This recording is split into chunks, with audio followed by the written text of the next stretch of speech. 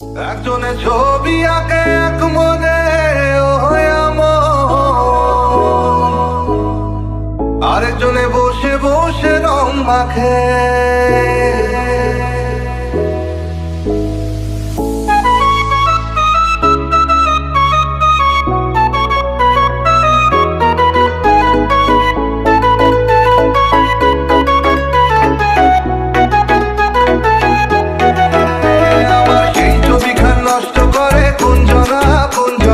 সেই ছবিখান নষ্ট করে কোন জনা তোমার ঘরে বসত করে কয়জনা।